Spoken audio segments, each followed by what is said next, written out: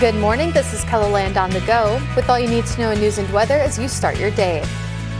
A Minnehaha County jury has found a Sioux Falls man guilty of rape and human trafficking over the span of 12 years. 60-year-old Leon Cease began abusing and raping the victim as a child and then trafficked her to other men when the victim was a young girl. After 6 hours of deliberation, the jury convicted Cease of rape, sexual contact with a child, and human trafficking. His sentencing date has not been set yet. There was a large law enforcement presence in western Rapid City after a routine medical call turned dangerous. Around 8:20 Wednesday night, medics responded to a home near Willow Avenue. When they entered, they were threatened by a man with a gun. The medical crew backed out safely and officers were called in. The man was detained without incident. Charges are currently pending. State troopers are reminding drivers to slow down and move over after a close call on Interstate 29. Troopers were investigating a crash south of Sioux Falls Wednesday night when another vehicle drove into the scene and struck a patrol car. No one was injured. Authorities say incidents like this highlight the importance of slowing down and moving over when approaching emergency vehicles, especially during winter driving conditions. Well, now let's get a check on those winter conditions with meteorologist Scott Munt. Good morning, Scott. All right. Good morning, everybody. We are looking at a cold day today. Temperatures, they may change a little as we go through the morning and into the afternoon. But expect, I would say, steady falling temperatures in many locations, especially in the eastern and northeastern South Dakota. With an increasing northwest wind, that'll just add an extra bite to the air. Expect these wind chills this afternoon in the minus teens and minus 20s. Brian will have more details on your KELOLAND Live Doppler forecast coming up. All right, thank you very much, Scott. Court-appointed special advocates, also known as CASA, is looking for more volunteers. Tom Holmes has been a volunteer for over 2 years and is currently working with his third child. He says that becoming a volunteer is transformative. I found from being a CASA volunteer that I've changed as a person. I'm certainly more tolerant. I've become more compassionate. By being a volunteer with CASA, I can honestly tell you I'm a better person. Friday and Saturday is the first weekend of training for people interested in becoming a volunteer. We posted information on how to sign up under this story on KELOLAND.com. This will be a big weekend for Emily's Hope. The nonprofit working to stop the stigma of substance use disorder and save lives is holding a fundraiser on Saturday. While the art show and auction is sold out, you can still bid from home. Barb Schenk lost a grandson to fentanyl poisoning this year. She made a butterfly quilt for the silent auction. You can help. And so you try to figure out how you can help. And to me, that's just my go-to. You know, I can do this. Bidding closes at 8:30 Saturday night. Midwest Supercross Racing is set to make its second stop of the season at the W.H. Lyon Fairgrounds in Sioux Falls.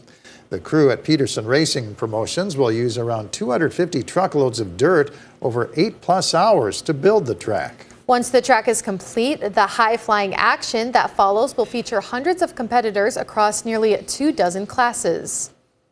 We'll have everything from 2-3-year-old riders all the way up to, we have a vet plus 50 class. So we'll have 50, 60-year-old guys out here tearing it up with the kids. Midwest Supercross is tomorrow and Saturday inside the Expo building. Qualifiers start at 1:30 p.m. followed by racing at 7. Tickets are $20 for ages 3 and up.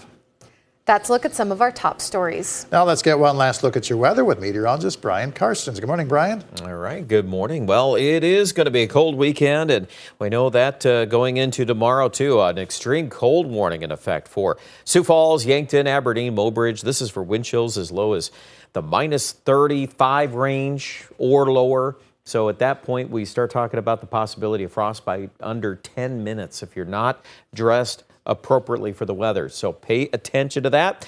West River, it's still cold, but not quite at that level. So it's a cold weather advisory. I think we're going to sink here this afternoon, minus 20s on the wind chills at times. And then tomorrow morning, that's probably about the worst of it. And that's bad enough. A minus 37 shows up in Sioux Falls and Worthington. Our air temperatures probably 17 below, maybe down to 20 below. We're kind of in that range. Brookings, Watertown, probably a little bit colder than that. And then the wind chill during the afternoon. The good news is high pressure comes in, so the actual wind speed will be pretty low. but it's still not going to feel warm at all. So just bundle up and be prepared for that the best you can. Saturday morning, we're still kind of in a minus 20s range, I think pretty solid. And then Saturday afternoon, the air temperature will try to get a little bit above zero in Sioux Falls, Chamberlain, Mitchell. Probably below zero again for Aberdeen. So that's the bottom line. We're just going to have to endure a cold weekend, but the worst of it will be tomorrow. Also, I want to add to the conversation, a little snow chance is coming up for Rapid City. There's quite a large complex of snow and ice to our south. And what we're seeing basically is the very northern edge of it. You're going to see jetting up here from western Nebraska up toward Rapid City as we get into your Friday. So as temperatures are below zero, there'll be a little snow coating going on in the southwest.